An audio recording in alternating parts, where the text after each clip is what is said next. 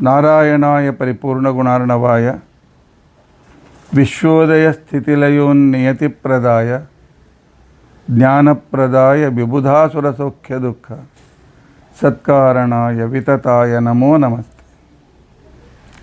ಅಭ್ರಮಂ ಭಂಗರಹಿತಂ ಅಜಡಂ ವಿಮಲಂ ಸದಾ ಆನಂದತೀರ್ಥಮತುಲಂ ಭಜೆ ತಾಪತ್ರಯಾಪಹಂ.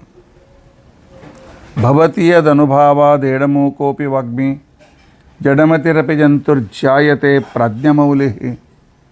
ಸಕಲವಚನಚೇತೋ ದೇವತಾ ಭಾರತೀ ಸಾ ಮಮ ವಚಸಿ ನಿಧತ್ತಾಂ ಸನ್ನಿಧಿಂ ಮಾನಸೇ ಚ. ಅಸ್ಮದ್ಗುರುಸಮಾರಂಭಾಂ ಟೀಕಾಕೃತ್ಪಾದಮಧ್ಯಗಾಂ ಶ್ರೀಮದಾಚಾರ್ಯಪರ್ಯಂತಾಂ ವಂದೇ ಗುರುಪರಂಪರಾಂ.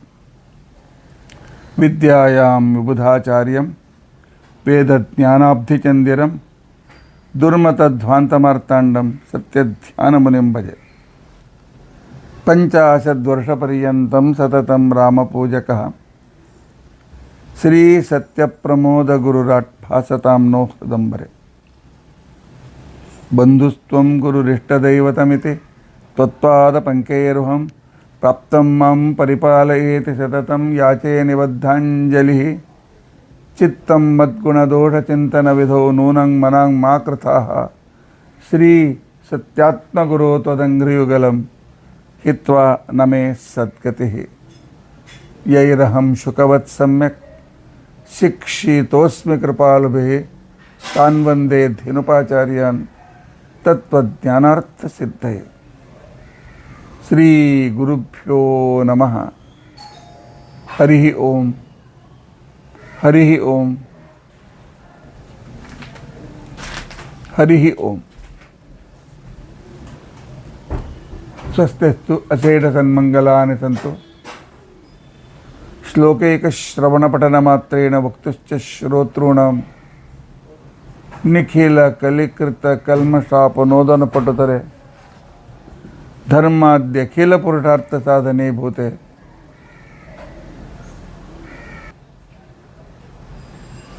ಅದ್ಯ ಬೃಹತಿ ಸಹಸ್ರ ವಿಷ್ಣು ಸಹಸ್ರನಾಮಾರ್ಥ ತುಲನಾತ್ಮಕಾರ್ಥ ಚಿಂತನ ಪ್ರಾರಂಭೆ ಸತಿ ಕಿಂಚಿತ್ ಪೂರ್ವಕಥಾನುವಾದಃ. ಹರಿ ಓಂ ಹರಿ ಓಂ. ಗುರುಭ್ಯೋ ನಮಃ. ಹರಿ ಓಂ ಹರಿ ಓಂ ಹರಿ ಓಂ. ಹರೇ ರಾಮ ಹರೇ ರಾಮ ರಾಮ ರಾಮ ಹರೇ ಹರೇ.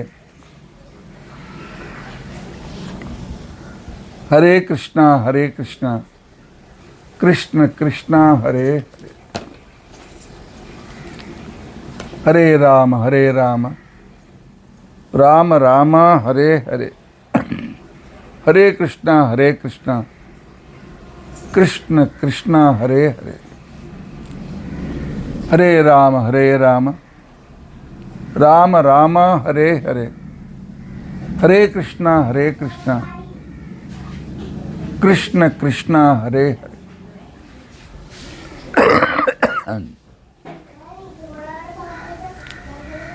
ಹರೇ ರಾಮ ರಾಮ ರಾಮ ಹರೇ ಹರೇ.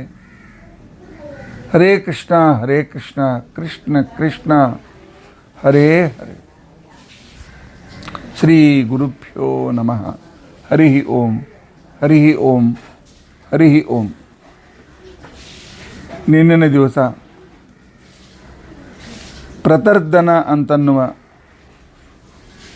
ಹೆಸರಿನಿಂದ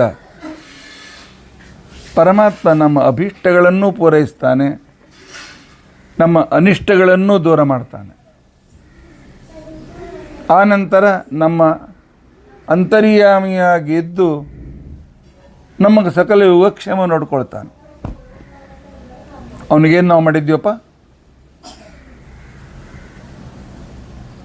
ಏನೋ ಗಡಿಬಿಡಿ ಅಂದರೆ ಸಂಧ್ಯಾವಂದನ ಮುಗಿಸ್ತೀವಿ, ಏನೋ ಗಡಿಬಿಡಿಯಲ್ಲಿ ಅಭಿಷೇಕ ಮಾಡುವ ಒಂದೆರಡು ದೇವರನ್ನು ಬಿಟ್ಬಿಡ್ತೀವಿ, ಒಟ್ಟು ಗಡ್ಬಡ್ ಮಾಡಿ ಏನೇನು ಮಾಡಿ ದೇವ್ರು ಹೊರಸಿಟ್ಬಿಡ್ತೀವಿ. ಅಷ್ಟರ ಸಲುವಾಗಿ ಅವನು ನಮ್ಗೆ ಯೋಗಕ್ಷೇಮ ನೋಡ್ಕೊಳ್ಬೇಕೆ?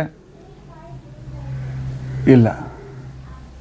ಪರಮಾತ್ಮ ಕೊಡುಗೈ ದೊರೆ ಪ್ರತರ್ಧನ ಪ್ರಕೃಷ್ಟವಾಗಿ ಸಂಪೂರ್ಣವಾಗಿ ಛಪ್ಪರ್ ಫಾಡ್ಕರ್ಕೆ ಹಿಂದಿಯಲ್ಲಿ ಹೇಳ್ತಾರೆ. ದೇವರು ಕೊಡ್ಲಿಕ್ಕೆ ಯಾವಾಗ ಪ್ರಾರಂಭ ಮಾಡ್ತಾನೆ ಆವಾಗ ಅವನು ಕೊಡೋದು ನಮ್ಮ ಮನೆಯ ಛತ್ತು ಮುರಿದು ಎಲ್ಲ ನಮ್ಮ ಮನೆ ಮೇಲೆ ಸುವರ್ಣ ವೃಷ್ಟಿ ಆಗ್ತದಂತೆ. ಚಪ್ಪರ್ ಫಾಡ್ಕರ್ಕೆ ದೇತಾ ಹೈ ಅಂತ ಹೇಳ್ತಾರೆ. ಇಂಥ ಪರಮಾತ್ಮ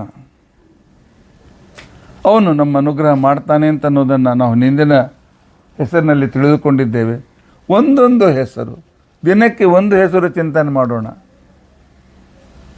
ಪರಮಾತ್ಮನ ಮಹಿಮೆ ಯಾಕೆ? ಭಗವಂತನ ಮಹಿಮೆಯ ಜ್ಞಾನವಿಲ್ಲದೆ ಭಗವಂತನಲ್ಲಿ ಪ್ರೀತಿ ಹುಟ್ಟೋದಿಲ್ಲ.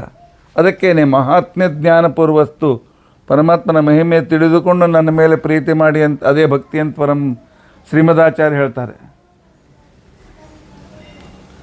ಆಯ್ತಪ್ಪ ಸರಿ, ನೀವು ಮಾಧ್ವರೆಲ್ಲ ಏನು ಮಾಡಿದ ಗಣಪತಿ ಅಂತರ್ಗತ ಭಾರತೀಯ ರಮಣ ಮುಖ್ಯ ಪ್ರಾಣ ಅಂತರ್ಗತ. ಈ ಭಾರತೀಯ ರಮಣ ಮುಖ್ಯ ಪ್ರಾಣ ಅಂತರ್ಗತ ನಡುವೆ ಯಾಕೆ ಬಂದ? ವಾಯುದೇವರು ಯಾಕೆ ಬೇಕು ನಮ್ಗೆ ಮಧ್ಯದಲ್ಲಿ ಅಂತ ಅನ್ನುವ ಪ್ರಶ್ನೆಗೆ ಉತ್ತರ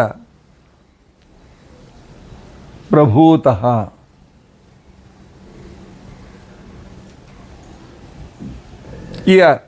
ಈ ಭಗವಂತನ ಹೆಸರು ನಮಗೆ ಇದನ್ನು ತಂದುಕೊಡ್ತಾರೆ. ಪರಮಾತ್ಮ ಪ್ರಕರ್ಷೇಣ ವಿಶೇಷವಾಗಿ ಅನುಗ್ರಹದಾಯಕನಾಗಿ ಭೂತಃ ವಾಯುದೇವರಲ್ಲಿ ಇದ್ದು ನಮ್ಮ ಅಭೀಷ್ಟಗಳನ್ನು ಪೂರೈಸ್ತಾನೆ. ಯಾಕೆ? ಅವನಿಚ್ಛೆ ಸರ್ವಶ್ರೇಷ್ಠ, ಸರ್ವೋತ್ತಮ. ಅವನ ಇಚ್ಛೆ ಆಗಿದೆ, ನಾನು ವಾಯುದೇವರ ಮುಖಾಂತರ ಜಗತ್ತಿಗೆ ಎಲ್ಲವನ್ನೂ ಕೊಡಬೇಕು ಅಂತ ತಿಳ್ಕೊಂಡಂತೇಳಿ. ಷಟ್ಪ್ರಶ್ನೆ ಉಪನಿಷತ್ತಿನಲ್ಲಿ ಮೂರನೇ ಪ್ರಶ್ನೆ ಕೇಳುವಾಗ ಯಾರು ಪರಮಾತ್ಮ ಯಾರಲ್ಲಿ ನಿಂತು,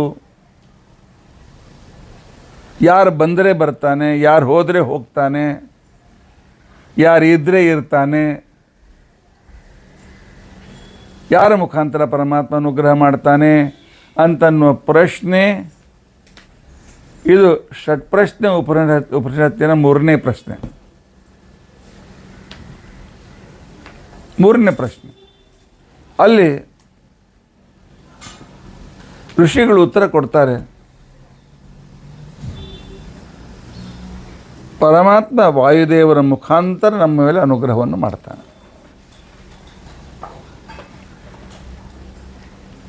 ವಾಯುದೇವರ ಮುಖಾಂತರ ಪರಮಾತ್ಮ ಅನುಗ್ರಹ ಮಾಡು ಅಂತ ಅನ್ನುವ ಹೆಸರು ಪ್ರಭೂತಃ. ಈ ಹೆಸರು ಯಾಕೆ ಬಂತು? ಬೃಹತಿ ಶಾಸ್ತ್ರ ನಮ್ಗೆ ಹೇಳ್ಕೊಡ್ತಾರೆ. ತ್ರಿಶ್ವಾ ರೋಚನೆ ದಿವಃ ಸುತಸ್ತೆ ಸೋಮ ಉಪಾಯಾಹಿ ಯಜ್ಞಂ ಮಸ್ತ್ವಾ ಮದಂ ಪುರ್ವಾರಂ ಮಘಾಯ ಮಂಹಿಷ್ಟ ಇಂದ್ರ ವಿಜುರಃ. ಈ ಮಂತ್ರ ನಮಗೆ ಹೇಳಿಕೊಡ್ತದೆ.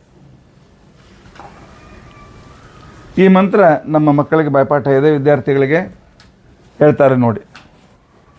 ಹರಿ ಓಂ ತ್ರಿಶ್ವಾರೋಚನೆ ದಿವಃ ಸುತಸ್ತೆ ಸೋಮುಪಯಾಹಿ ಯಜ್ಞಂ ಸ್ತ್ವಾಮದಂ ಪುರ್ವಾರಂ ಮಘಾಯ ಮಂಹಿಷ್ಟ ಇಂದ್ರ ವಿಜುರಃ. ಓಂ ಓಂ ತ್ರಿಶ್ವಾರೋಚನೆ ದಿವಃ ಸುತಸ್ತೆ ಸೋಮ ಉಪಯಾಹಿ ಯಜ್ಞಂ ಸ್ವಾಮದಂ ಪುರ್ವಾರಂ ಮಘಾಯ ಮಂಹಿಷ್ಟ ಇಂದ್ರ ವಿಜುರಃ. ಓಂ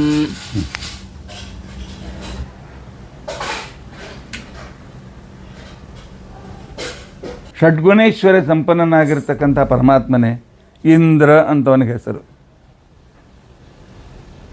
ಇಂದ್ರ ಅಂದರೆ ಸಚೇಪತಿ ಇಂದ್ರ ಮಾತ್ರ ಅಲ್ಲ, ಅವನಿಗೂ ಐಶ್ವರ್ಯವನ್ನು ಕೊಡ್ತಕ್ಕಂತಹ ಇಂದ್ರ. ಐಶ್ವರ್ಯಂ ದದಾತಿ ಇತಿ ಇಂದ್ರ, ಇದು ಐಶ್ವರ್ಯ ದದಾತಿ ಇತಿ ಇಂದ್ರ. ರಾತಿ ದದಾತಿ ಅಂತ ಅರ್ಥ. ಎಲೆ ನಮಗೆ ಸರ್ವ ಐಶ್ವರ್ಯವನ್ನು ಕೊಡುವ ಭಗವಂತನೇ. ಮಘಾಯ, ಮಘ ಮಖ, ಕ ಖದಲ್ಲಿ ಅಂತರ ಬಹಳ ಇಲ್ಲ. ನಾವು ಮಾಡುವ ಯಜ್ಞಕ್ಕೆ ಪುರುವಾರಂ, ಮತ್ತೊಮ್ಮೆ ಮತ್ತೊಮ್ಮೆ, ಪ್ರತಿದಿನ ಒಂದ್ಸಲ ಅಲ್ಲ, ಯಾವಾಗಲೂ ಮತ್ತೊಮ್ಮೆ ಮತ್ತೊಮ್ಮೆ, ಅನೇಕ ಸಲ, ತ್ರಿಷು ಉಪಯಾಹಿ, ದಿವಸಕ್ಕೆ ಒಂದು ಸಲ ಅಲ್ಲ 3 ಸಲ, ಬೆಳಗ್ಗೆ ಮಧ್ಯಾಹ್ನ ಸಾಯಂಕಾಲ ಬಂದ್ಬಿಡು.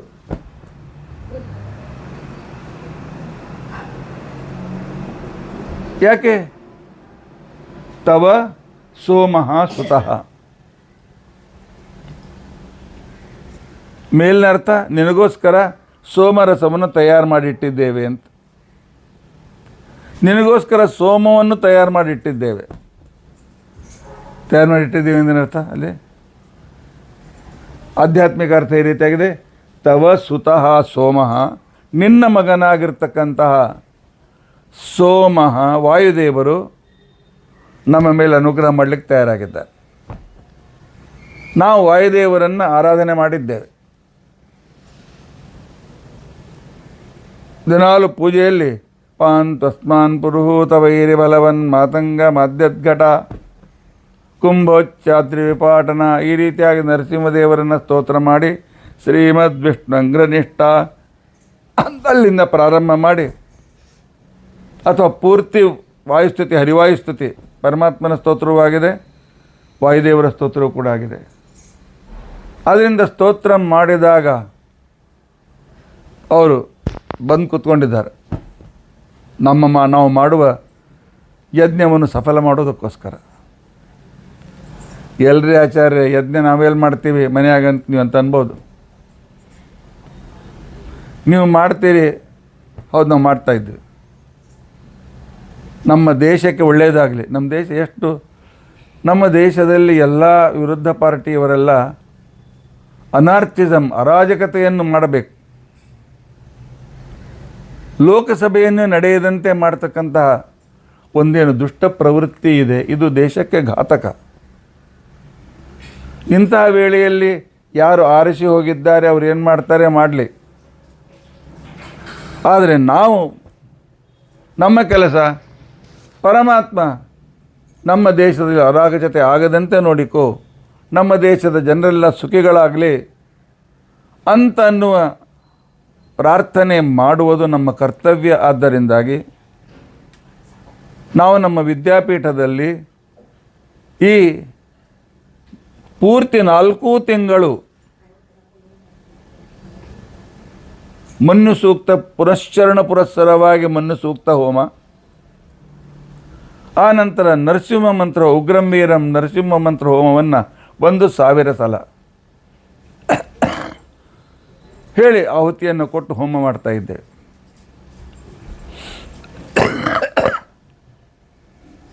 ಈ ಲೋಕ ಕಲ್ಯಾಣಕಾರಿಯಾಗಿರ್ತಕ್ಕಂತಹ ಯಜ್ಞದಲ್ಲಿ ನೀವೆಲ್ಲ ಮುಂಬೈಯಲ್ಲಿ ಜನ ಇದ್ದೀರಿ, ಎಲ್ಲರೂ ಯಾರ್ಯಾರು ಪ್ರವಚನ ಕೇಳ್ತಾ ಇದ್ದೀರಿ ಅವರು ಅವರ ಬಂಧುಗಳು ಅವ್ರಿಗೂ ತಿಳಿಸಿ, ಎಲ್ಲರಿಗೂ ತಿಳಿಸ್ರಿ. ಇಲ್ಲಿ ವಿಶ್ವ ಕಲ್ಯಾಣಕ್ಕೋಸ್ಕರ ಹೋಮ ನಡೀತಾ ಇದೆ. ಒಂದು ದಿವಸ ಆದರೂ ಬಂದು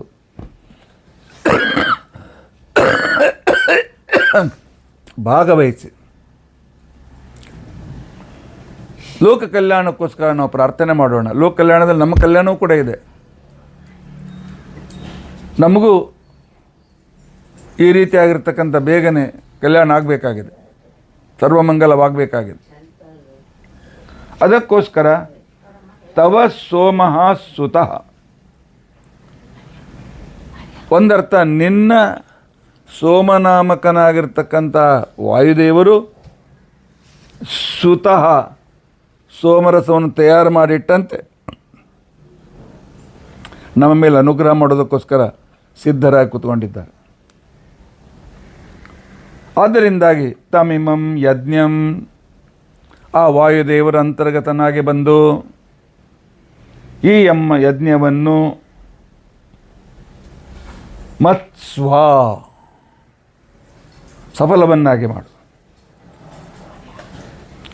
ಯಾಕೆ ನೀನು ಬಂದು ಸ್ವೀಕಾರ ಮಾಡಿದರೆ, ನೀನು ಆನಂದಪಟ್ಟರೆ ನಮಗೆ ಆನಂದವಾಗ್ತದೆ. ಮದಸ್ವ ಪ್ರಭೂತೋ ಭವ. ಈ ಯಜ್ಞಕ್ಕೆ ಬಂದು ಈ ಯಜ್ಞದ ಈ ವಾಯುವಂತರ್ಗತನಾಗಿದ್ದುಕೊಂಡು ನಮಗೆ ನಮ್ಮ ಮೇಲೆ ಸಂಪೂರ್ಣ ಅನುಗ್ರಹವನ್ನು ಮಾಡು. ಯಾಕಪ್ಪ ನನ್ನನ್ನೇ ಕರಿತೀರಿ, ಬೇರೆಯವರನ್ನು ಕರೀರಲ್ಲ, ನನಗ್ಯಾಕೆ ತ್ರಾಸು ಕೊಡ್ತೀರಿ ಅಂತ ಪರಮಾತ್ಮ. ಪರಮಾತ್ಮ ಸರ್ವೋತ್ತಮ ಯಾರು ಹೇಳೇನು? ನಿನ್ನನ್ನು ಬಿಟ್ಟು ನಿನ್ನ ಅನುಗ್ರಹವಿಲ್ಲದೆ, ನಿನ್ನ ಆಜ್ಞೆ ಇಲ್ಲದಿದ್ದರೆ ಯಾವ ದೇವತೆಗಳು ಅನುಗ್ರಹ ಮಾಡೋದಿಲ್ಲ. ಆದ್ದರಿಂದ ಭವಾನ್ ಮಮ್ಮಿಷ್ಟ, ಸರ್ವೋತ್ತಮರಲ್ಲಿ ಸರ್ವೋತ್ತಮ. ನಾವ್ಯಾಕೆ ಶರಣ ಬಂದೀವಿ ಗೊತ್ತದೇನು? ನೀನು ಮಮ್ಮಿಷ್ಟ, ಮಹತ್ತಮಃ, ಬಹಳ ಸರ್ವಶ್ರೇಷ್ಠ, ಪ್ರಭೂತಃ, ಎಲ್ಲ ಕಡೆಯಲ್ಲೂ ವ್ಯಾಪ್ತ ನೀನು. ನಿನ್ನ ಬಿಟ್ಟು ಯಾರಿಗೆ ಶರಣ ಹೋಗೋಣಪ್ಪ ಪರಮಾತ್ಮ? ನಮ್ಮ ವಾಯುದೇವರಿದ್ದಾರಲ್ಲ, ನಿನ್ನ ಬಿಟ್ಟು ಬೇರೆ ಹತ್ರ ಹೋಗಲಿ ಬಿಡೋದಿಲ್ಲ ಅವರು. ಅವ್ರು ಹೇಳ್ತಾರೆ, ನಮ್ಮಪ್ಪನನ್ನು ನೀವು ನಮ್ಮಪ್ಪನಾಗಿರ್ತಕ್ಕಂಥ ವಿಷ್ಣುವನ್ನು ಪೂಜಾ ಮಾಡೋದಿದ್ರೆ, ಅವನು ಪ್ರಾರ್ಥನಾ ಮಾಡೋದಿದ್ರೆ ನಾ ಬರ್ತೇನೆ. ನೀವು ಬೇರೆಯವ್ರು ಮಾಡ್ತಿದ್ದರೆ ನಾ ಹೇಗೆ ಬರಲಿ? ಬರೋದಿಲ್ಲ ಅಂತ ಹೇಳ್ತಾರೆ ವಾಯುದೇವರು. ಅಷ್ಟೇ ಅಲ್ಲ, ವಿಜುರಃ, ನಿತ್ಯ ನಿನಗೆ ಜರಾನೇ ಇಲ್ಲ, ಮುಪ್ಪನೇ ಇಲ್ಲ ನಿನಗೆ. ಇಂಥ ಪರಮಾತ್ಮ ನೀನು. ಎಲೆ ಷಡ್ಗುಣೇಶ್ವರ ಸಂಪನ್ನನಾಗಿರ್ತಕ್ಕಂಥ ಪರಮಾತ್ಮ ಯಾವಾಗಲೂ ದಿನಕ್ಕೆ 3 ಸಲ ನಿನ್ನ ವೈಕುಂಠ ಲೋಕದಿಂದ ನಮ್ಮ ಹತ್ತಿರ ಬಾ. ನಿಮ್ಮ ಮಗನಾಗಿರ್ತಕ್ಕಂಥ ವಾಯುದೇವರು ನಮ್ಮ ಮೇಲೆ ಅನುಗ್ರಹ ಮಾಡಲಿಕ್ಕೆ ಸಿದ್ಧರಾಗಿದ್ದಾರೆ. ಆ ವಾಯುದೇವರನ್ನು ಪ್ರವೇಶ ಮಾಡಿ ಅವರಿಗೂ ಸಾಮರ್ಥ್ಯವನ್ನು ಕೊಟ್ಟು ನೀವಿಬ್ಬರು ನಮ್ಮ ಹೃದಯದಲ್ಲಿದ್ದು ಅನುಗ್ರಹವನ್ನು ಮಾಡಿ. ಏಕೆ ಸರ್ವೋತ್ತಮನಾದ ನಿನಗೆಲ್ಲೂ ಸಾಧ್ಯತೆ ಇದೆ. ನಿತ್ಯನಾದ್ದರಿಂದಾಗಿ ನೀನು ನಮ್ಮಿಂದ ದೂರ ಆಗೋದಿಲ್ಲ ಅಂತನ್ನೋ ಅಭಿಪ್ರಾಯ ಈ ತ್ರಿಷ್ವಾ ರೋಚನೆ ದಿವಃ ಸುತಸ್ತೆ ಸೋಮ ಆಯಾಹಿ ಯಜ್ಞಂ ಮಸ್ತ್ವಾ ಮದಂ ಪುರುಷ ಪುರುವಾರಂ ಮಘಾಯ ಮಮ್ಮಿಷ್ಟ ಇಂದ್ರ ವಿಜುರಃ. ಸರ್ವಸಾಮಾನ್ಯವಾಗಿ ನಾವು ವೇದ ಮಂತ್ರ ಪ್ರವಚನದಲ್ಲಿ ಹೇಳೋದಿಲ್ಲ, ಯಾಕೆ ತಿಳಿದುಕೊಳ್ಳಿ ಕಠಿಣ. ಆದರೆ ದಿನಕ್ಕೆ ಒಂದು ವೇದ ಮಂತ್ರ ಶ್ರವಣ ಮಾಡ್ತಾ ಇದ್ದೀರಿ, ಪರಮಾತ್ಮನಿಗೆ ಬಹಳ ಸಂತೋಷ. ನಿಮ್ಮ ಈ ಶ್ರವಣ ನಿಶ್ಚಿತವಾಗಿಯೂ ಪರಮಾತ್ಮ ಅನುಗ್ರಹ ನಿಮಗೆ ಪ್ರಾಪ್ತಿಯಾಗ್ತಿದ್ದರಲ್ಲಿ ಸಂದೇಹವಿಲ್ಲ.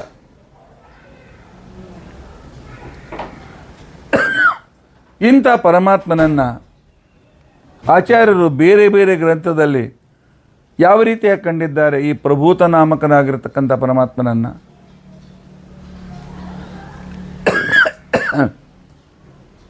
ಮೊದಲನೇದವ್ರು ಹೇಳ್ತಾರೆ, ಇವನು ಗುಣಪೂರ್ಣ.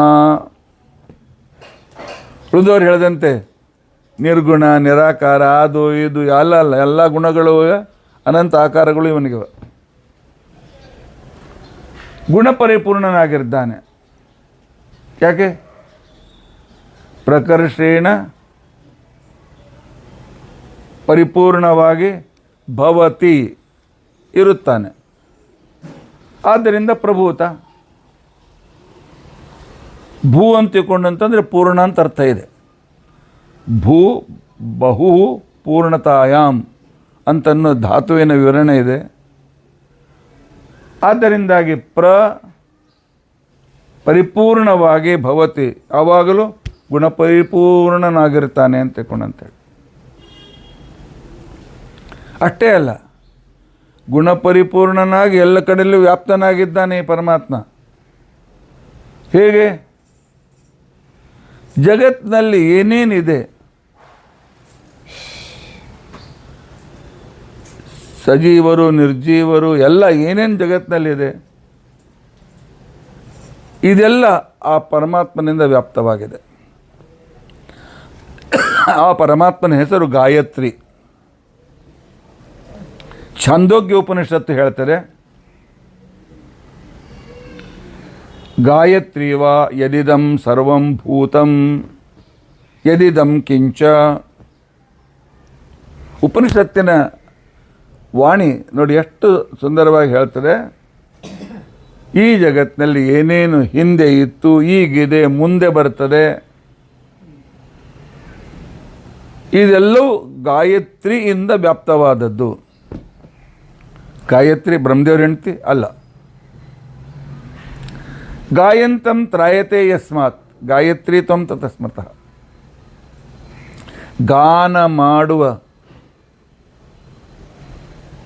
ಪರಮಾತ್ಮ ಅಂತಿಕೊಂಡಂತೇನಿದ್ದಾನೆ, ಗಾನ ಮಾಡ್ತಕ್ಕಂಥ ಭಕ್ತರು ಅಂತೇನಿದ್ದಾರೆ, ಅವರನ್ನು ಯಾವಾಗಲೂ ಸಂರಕ್ಷಣೆ ಮಾಡುವ ವ್ರತವನ್ನು ತೆಗೆದುಕೊಂಡಿರ್ತಕ್ಕಂಥವನು ಭಗವಂತ.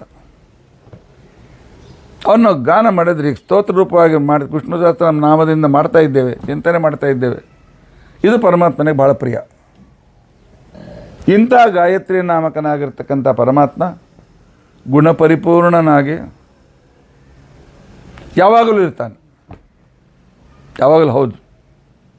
ಹಾಗಾದರೆ ರಾಮ ಆದಾಗ ಪರಿಪೂರ್ಣನೇ ಆಗಿರ್ತಾನೆ, ಮೀನಾದಾಗ ಪರಿಪೂರ್ಣನೇ ಆಗಿರ್ತಾನೆ, ಆಮೆಯಾದಾಗ ಪರಿಪೂರ್ಣನೇ ಆಗಿರ್ತಾನೆ.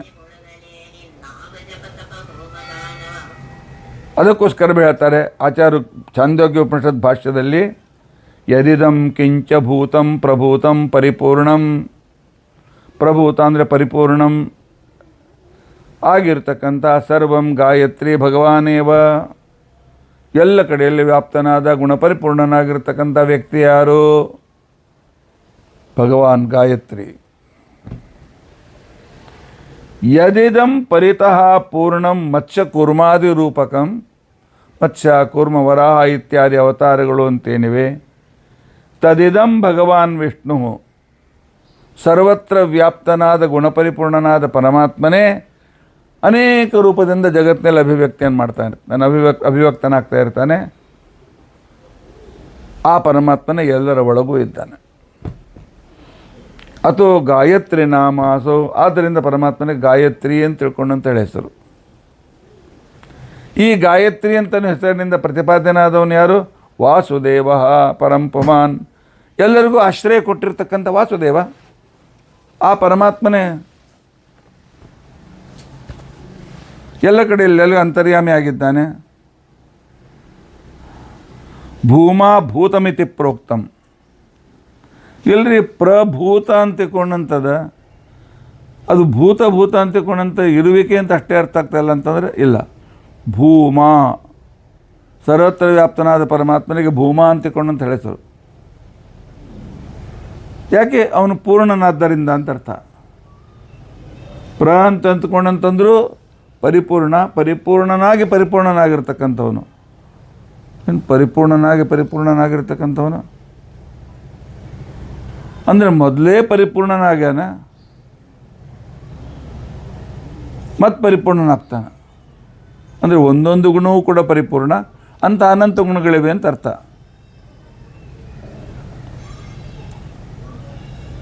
ಪರಮಾತ್ಮನನ್ನು ಧ್ಯಾನ ಮಾಡ್ತಕ್ಕಂಥ ಪರಿಪೂರ್ಣನಾದ ಪರಮಾತ್ಮ, ಒಂದೊಂದು ಗುಣಗಳಿಂದ ಪರಿಪೂರ್ಣನಾದ ಪರಮಾತ್ಮ, ಅನಂತ ಗುಣಗಳ ಪರಿಪೂರ್ಣವಾದ ಅನಂತ ಗುಣಗಳಿಂದ ಯುಕ್ತನಾಗಿದ್ದಾನೆ ಅಂತ ಚಿಂತನೆ. ಈ ರೀತಿಯಾಗಿ ದೇವರ ಚಿಂತನೆ ಮಾಡಬೇಕು ಅಂತನ್ನುವ ಒಬ್ಬರು ಊಟ ಕೂತಾಗ ಬೇರೆ ಏನು ಮೌನವಾಗಿ ಮಾತಾಡ್ತಿದ್ರು.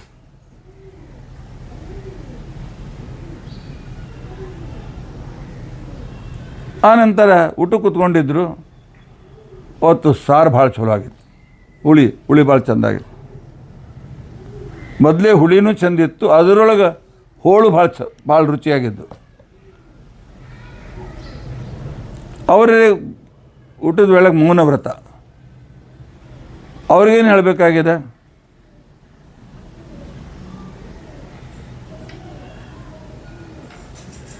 ಹುಳಿಯೊಳಗೇನೆ ಹೋಳು ಹಾಕ್ರಿ ಅಂತ ಹೇಳ್ಬೇಕಾಗಿದೆ. ಹುಳಿನೂ ಪೂರ್ಣ ರುಚಿಯಾಗಿದೆ, ಅದ್ರ ಹೋಳೂ ರುಚಿಯಾಗಿದೆ, ಆದರೆ ಅವ್ರು ಮಾತಾಡೋಂಗಿಲ್ಲ. ಅದಕ್ಕೋಸ್ಕರ ಅವ್ರೇನು ಮಾಡ್ತಿದ್ರು?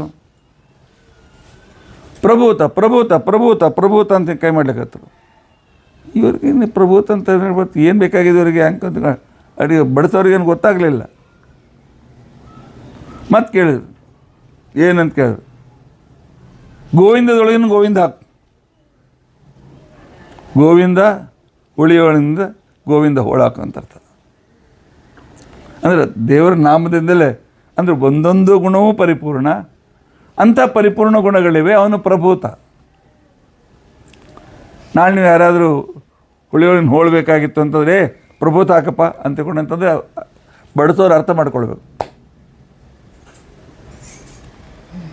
ಅಂದರೆ ಪ್ರಕರ್ಷೇಣ ಪರಿಪೂರ್ಣ, ಭೂತ ಅಂತಂದರೂ ಪರಿಪೂರ್ಣ, ಪರಿಪೂರ್ಣ ಪರಿಪೂರ್ಣ ಪರಿಪೂರ್ಣವಾದ ಒಂದೊಂದು ಪರಿಪೂರ್ಣವಾದ ಪರಿಪೂರ್ಣ ಅನಂತ ಗುಣಗಳಿಂದ ಯುಕ್ತನಾದ್ದರಿಂದಾಗಿ ಭಗವಂತನಿಗೆ ಪ್ರಭೂತ ಅಂತ ತಿಳ್ಕೊಂಡಂತ ಹೆಸರು. ಏನು ಹುಳಿ ಮಾಡದೆ ಹೋಳ್ಬೇಕಾಗಿತ್ತಂದ್ರೆ ಪ್ರಭೂತ ಅಂದ ಕ್ಷಣಕ್ಕೆ ಹುಳಿ ಹೋಳು ತಂದು ಹಾಕ್ಬೇಕು ನೀವು. ಹಾಂ,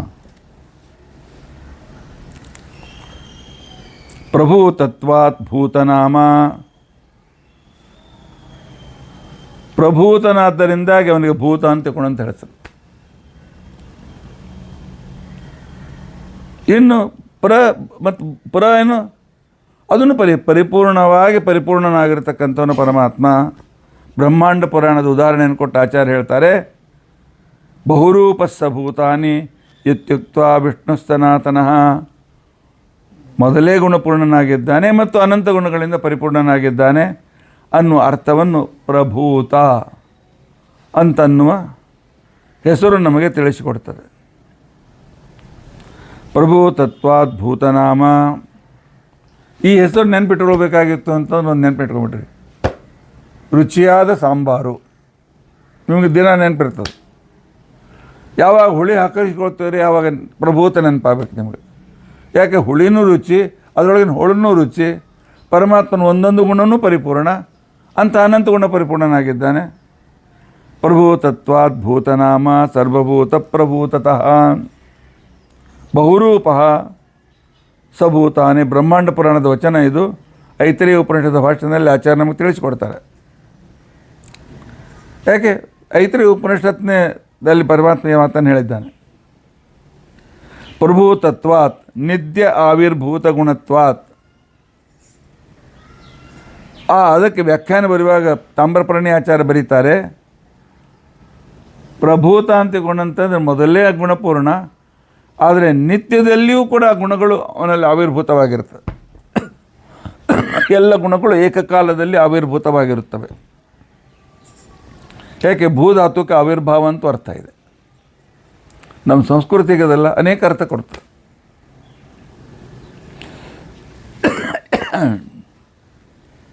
ಯಾಕೆ ಇವನು ಸರ್ವೋತ್ತಮ? ಉಪನಿಷತ್ತು ಹೇಳ್ತದೆ, ಆತ್ಮಾವ ಇದಮೇಕಾಗ್ರ ಆಸೀತ್. ಪರಮಾತ್ಮನೇ ಸೃಷ್ಟಿಯ ಪೂರ್ವದಲ್ಲಿ ಒಬ್ಬನೇ ಸ್ವತಂತ್ರನಾಗಿದ್ದ, ಉಳಿದ ಎಲ್ಲವೂ ಅವನ ಅಧೀನವಾಗಿತ್ತು ಅಂಥೇಳಿ ಉಪನಿಷತ್ತಿ ಮಾತನ್ನು ಹೇಳ್ತಾರೆ. ಇದಕ್ಕೆ ವ್ಯಾಖ್ಯಾನ ಬರೀತಾ ತಾಮ್ರಪರ್ಣಿ ಆಚಾರ್ಯ ಬರೀತಾರೆ, ಪ್ರಕರ್ಷೇಣ ಸರ್ವಸ್ವಾತಂತ್ರ್ಯೇಣ.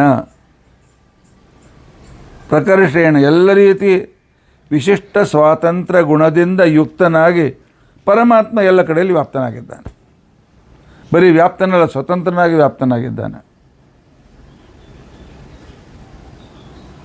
ಆಯ್ತಪ್ಪ, ಗುಣ ನನ್ನಲ್ಲಿ ಹೋವ ನಿಮ್ಮಲ್ಲಿ ಹೋವ ಇಲ್ಲ. ನಮ್ಮಲ್ಲಿಕ್ಕಿಂತ ಅತಿ ಶ್ರೇಷ್ಠವಾದ ಗುಣ ಪರಮಾತ್ಮನಲ್ಲಿವೆ. ಅದು ಪ್ರಭೂತ ಶಬ್ದದಿಂದ ವ್ಯಕ್ತವಾಗ್ತದೆ. ಪ್ರಕೃಷ್ಟತ್ವಾತ್ ನಮಗಿಂತ ಶ್ರೇಷ್ಠವಾದ ಗುಣವುಳ್ಳವನಾದ್ದರಿಂದಾಗಿ ಅವನಿಗೆ ಗುಣಪೂರ್ಣತ್ವಾತ್ ಭೂತಃ, ಅಂತಹ ಗುಣಗಳಿಂದ ಉಳ್ಳವನು. ಭೂತ ಪಿಶಾಚ ಅಲ್ಲ, ಇರುವವನು ಅಂತ ಅರ್ಥ. ಆದ್ದರಿಂದಾಗಿ ಪ್ರಭೂತ ಅಂದರೆ ಸರ್ವಶ್ರೇಷ್ಠನಾಗಿ ಸರ್ವತ್ರದಲ್ಲಿ ವ್ಯಾಪ್ತನಾಗಿರ್ತಕ್ಕಂಥವನು. ಸರಿ, ಅಲ್ಲೋ ದ್ಯೋಲೋಕದಿಂದ ಬಾಪ ವೈಕುಂಠದಿಂದ ಬಾ ಅಂತ ಕರ್ಲಿಕ್ಕತ್ತಾರೆ. ನಾವು ಕರೀದೇ ಇದ್ದಾಗ ಏನು ಮಾಡ್ತಾನವ? ನಂಗೆ ಕೆಲಸ ಮಾಡ್ಲಿಕ್ಕತ್ತೀವಿ, ಕರ್ಲಿಕ್ಕೆ ಆಗಂಗಿಲ್ಲ. ಮಲ್ಕೊಂಡಿರ್ತೀವಿ, ಕರೀಲಿಕ್ಕೆ ಆಗೋದಿಲ್ಲ. ಮತ್ತು ಅವ್ನು ಕರೀಲಾರ್ದು ಬರೋದು ಹೆಂಗೆ? ಏನು ಚಿಂತೆ ಮಾಡಬೇಡ್ರಿ. ಪ್ರಕರ್ಷೇಣ ಭುವಿ ಊತಃ, ಈ ಭೂಮಿಯಲ್ಲಿ ಪೂರ್ತಿಯಾಗಿ ಪರಮಾತ್ಮ ವ್ಯಾಪ್ತನಾಗಿದ್ದಾನೆ. ಈ ಭೂಮಿಯಲ್ಲಿದ್ದಾನೆ, ಬ್ರಹ್ಮಾಂಡದಲ್ಲೂ ಇದ್ದಾನೆ, ನಿಮ್ಮ ಪಿಂಡಾಂಡದಲ್ಲೂ ಇದ್ದಾನೆ, ನಿಮ್ಮೊಳಗೂ ಇದ್ದಾನೆ ಪರಮಾತ್ಮ. ಆದ್ದರಿಂದಾಗಿ ಪ್ರಕರ್ಷೇಣ ಭುವಿ ಊತಃ ವ್ಯಾಪ್ತಃ ಪ್ರಭೂತಃ ಅಂತ ಅರ್ಥ.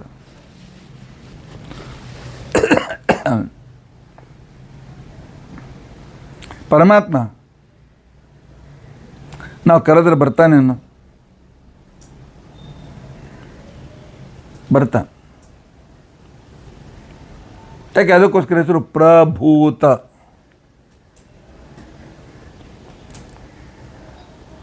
ಪರಮಾತ್ಮ ಪ್ರಕರ್ಷೇಣ ಭವತಿ, ಯಾವಾಗಲೂ ಸರ್ವೋತ್ತಮನಾಗಿ ಅನುಗ್ರಹದಾತನಾಗಿ ಇರ್ತಾನೆ. ಅವ ಏನು ಮಾಡ್ದ? ಊತ. ಊ ಅಂತ ತಿಳ್ಕೊಂಡಂತಂದರೆ ಬಟ್ಟೆಗಳು ಅಂತ ಅರ್ಥ. ತಂತು ಊ ಅಕ್ಷರಕ್ಕೆ ತಂತು ಸಂತಾನೆ, ಅನೇಕ ತಂತುಗಳ ಸಮೂಹ ಅಂದರೆ ಬಟ್ಟೆ.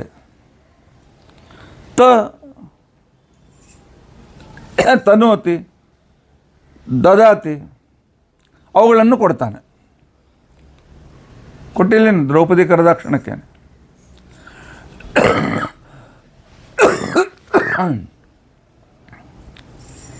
ದ್ರೌಪದಿ ಕರದಾಕ್ಷಣಕ್ಕೇನೆ ಪರಮಾತ್ಮ ಹೇಗೆ ಅನಂತ ವಸ್ತ್ರಗಳನ್ನು ಕೊಟ್ಟನು, ಹಾಗೆ ನಾವು ಕರದಾಕ್ಷಣಕ್ಕೂ ಪರಮಾತ್ಮ ನಮಗೆ ಬಂದು ನಮಗೆ ಅನೇಕ ನಮ್ಮ ಇಚ್ಛೆಗಳನ್ನು ಪೂರ್ಣ ಮಾಡ್ತಾನೆ. ಸರ್ವೋತ್ತಮನಾಗಿ ಇರುವ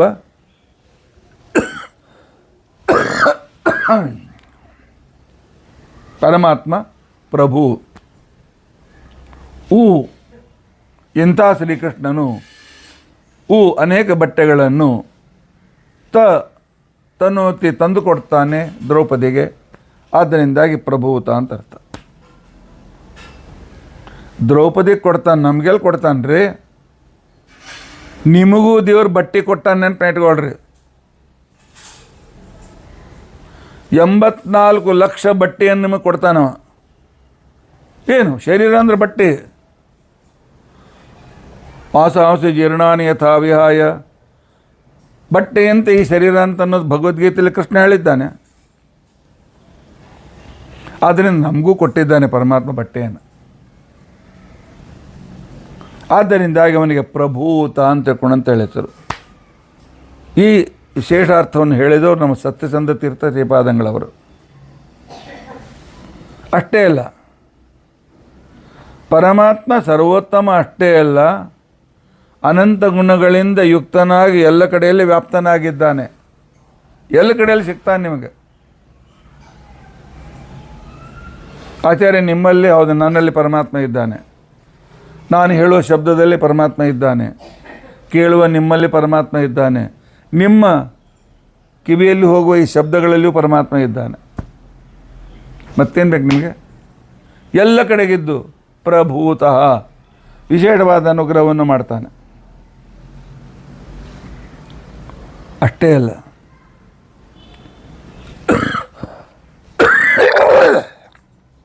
ಜಗತ್ತನ್ನು ಸೃಷ್ಟಿ ಮಾಡ್ತಾನೆ. ಪ್ರಕೃಷ್ಟಾನಿ ಭೂತಾನಿ, ಶ್ರೇಷ್ಠವಾದ ಭೂತಗಳು ಯಾವುದು? ಭೂತ ಅಂದ ಕ್ಷಣಕ್ಕೆ ಮತ್ತು ಸೌತ್ ಕೇಂದ್ರ ಕಡೆ ಹೋಗಬೇಡಿ, ಅಲ್ಲಿ ಅನೇಕ ಭೂತಗಳಿವೆ.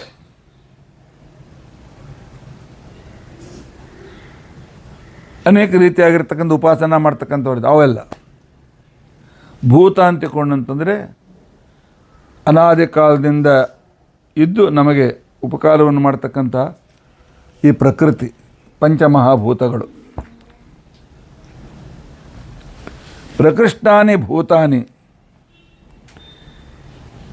ಆಕಾಶಾದೇನಿ ಯಸ್ಮಾತ್ ಪ್ರಭೂತಃ. ಶ್ರೇಷ್ಠವಾದ ಭೂತಗಳು ಯಾರಿಂದ ಈ ಜಗತ್ತಿನಲ್ಲಿ ಇವೆಯೋ ಅವನು ಪರಮಾತ್ಮ. ಅಷ್ಟೇ ಅಲ್ಲ, ಚೇತನಾಚೇತನಗಳು ಕೂಡ ಪರಮಾತ್ಮನಿಂದಲೇ ಹುಟ್ಟಿವೆ.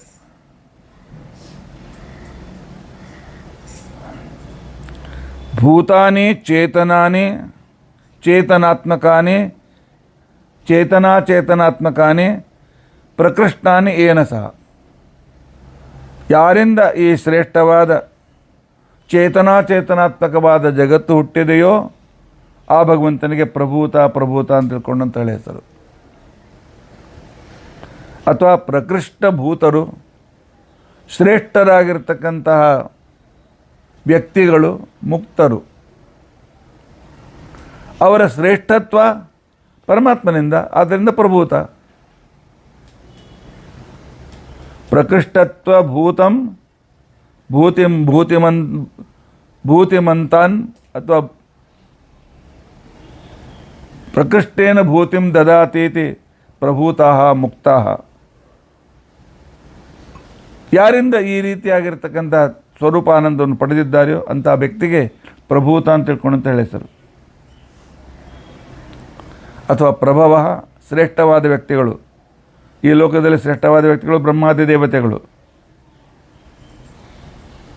ಆನಂತರ ಊತಃ, ಯಾವನಿಂದ ವ್ಯಾಪ್ತರಾಗಿದ್ದಾರೆ ಅಂದರೆ ಯಾರಲ್ಲಿ ವ್ಯಾಪ್ತರಾಗಿ ಸ್ವತಂತ್ರನಾದ ಪರಮಾತ್ಮ ವ್ಯಾಪ್ತನಾಗಿ ಅದರ ಕಡೆಯಿಂದ ಕೆಲಸ ನಡೆಸ್ತಾನೆ ಬ್ರಹ್ಮಾದಿ ದೇವತೆಗಳಿಂದ, ಅವರೆಲ್ಲರೂ ಪ್ರಭೂತರು. ಹೀಗೆ ಅನೇಕ ರೀತಿಯಿಂದ ಶ್ರೀಮದಾಚಾರ್ಯ ಮತ್ತು ಜ್ಞಾನಿಗಳು ನಮಗೆ ಹೇಳಿಕೊಟ್ಟಿದ್ದಾರೆ. ಆದ್ದರಿಂದಾಗಿ ಭಾರತೀಯರನ್ನು ಮುಖ್ಯ ಪ್ರಾಣಾಂತರ್ಗತನಾಗಿ ನಮ್ಮ ಮೇಲೆ ಅನುಗ್ರಹ ಮಾಡು ಅಂತ ಅಂದಾಗೆಲ್ಲವೂ ಕೂಡ ಪ್ರಭೂತ ಶಬ್ದ ನಿಮಗೆ ನೆನಪಾಗಲಿ.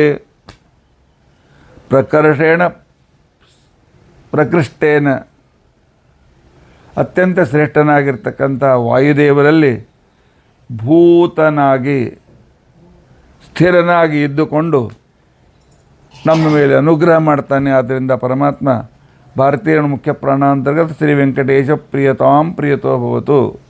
ಭಾರತೀಯರ ಮುಖ್ಯ ಪ್ರಾಣಾಂತರ್ಗತ ಜನಾರ್ದನ ಪ್ರಿಯತಾಂ ಪ್ರಿಯತೋ ಭವತು. ಈ ರೀತಿಯಾಗಿ ಯಾವಾಗಲೂ ಭಾರತೀಯರ ಮುಖ್ಯ ಪ್ರಾಣಾಂತರ್ಗತ ಅಂದಾಗ ಪ್ರಭೂತ ಶಬ್ದ ನಿಮಗೆ ನೆನಪಾಗಬೇಕು. ಆದ್ದರಿಂದ ಮಾಧುರಲ್ಲಿ ಪ್ರಸಿದ್ಧವಾದ ಭಾರತೀಯರ ಮುಖ್ಯ ಪ್ರಾಣಾಂತರ್ಗತ ಅಂತನೂ ವಾಕ್ಯ ಇದು ಪ್ರಭೂತ ಶಬ್ದದಿಂದ ಅದು ಅಭಿವ್ಯಕ್ತವಾಗಿರ್ಬೋದು ಅಂತೇಳಿ ನನ್ನ ಅಭಿಪ್ರಾಯ. ಇಲ್ಲಿಗೆ ಸಂಕ್ಷಿಪ್ತವಾಗಿ ಪ್ರಭೂತ ಶಬ್ದದ ವಿವರಣೆ, ಅದಕ್ಕೆ ಸಂಬಂಧಿಸಿದ ಬೃಹತಿ ಸಹಸ್ರದ ವಿವರಣೆ.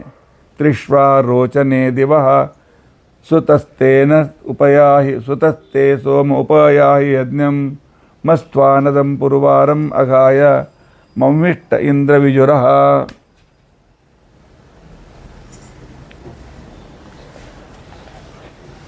ಈ ಸೋಮ ಮತ್ತು ಪವಮಾನ ಸೋಮನ ಮೇಲೆ